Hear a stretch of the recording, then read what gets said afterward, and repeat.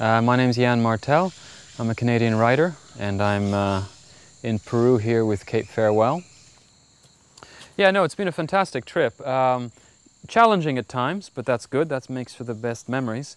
I especially remember the Trocha Union, which is this trail that goes from a hill high above the rainforest and the cloud forest straight down through a cloud forest, and took us 2 days. It was about 14 kilometers.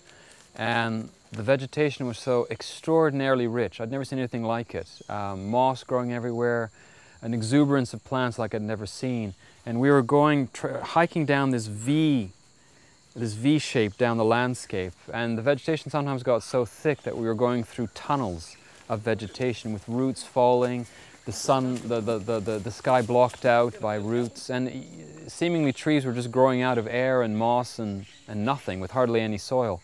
I'd never seen anything like that, such an exuberance of greenery. Also these rivers, we spent 3 days going down the Madre de Dios, the Mother of God River, which is one of the many, many rivers that eventually leads to the Amazon River.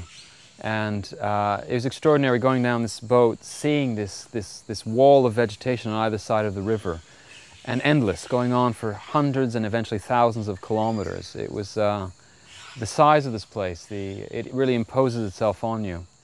It was interesting. What struck me about the science part of this was the stereotype that was shattered. I had a vision of scientists as people who worked in lab coats in clean laboratories, and I was, I'd say, shocked at seeing how arduous field research is. So for example, one day we went to this plot that Oxford University has set up to study the biomass.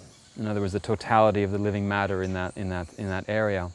And we were given the task of measuring the height of trees, and it was incredibly difficult. So I come out of this trip with a huge respect for the methodology of science.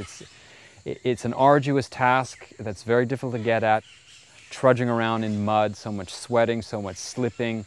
And out of all that comes eventually a picture of what's out there. My project here is to bring words and music together. I was asked by the Montreal Symphony Orchestra to compose some words that would go with a Beethoven piece called The Creatures of Prometheus. And they initially proposed that I write about the French Revolution, because Beethoven was inspired by the French Revolution. And then I received this invitation from Cape Farewell, and I came to Peru. And while I was here, I decided that instead of writing about the French Revolution, it'd be far more interesting to write about a more current revolution, which is the climate change revolution. I will write words that will not be sung, they will be spoken by an actor, and I have to create some narrative so that the words are in dialogue with the music somehow. And I'm going to use I'll use the myth of Prometheus. He stole fire from the gods and brought it to humanity.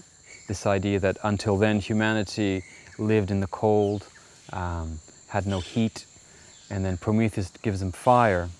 And I thought, how perfect, now that we have fire, what happens? We overuse fire. We're overheating our planet. The story I had in mind was Prometheus speaking and commenting on the gods, on his theft of fire, and commenting on what humanity has done with it.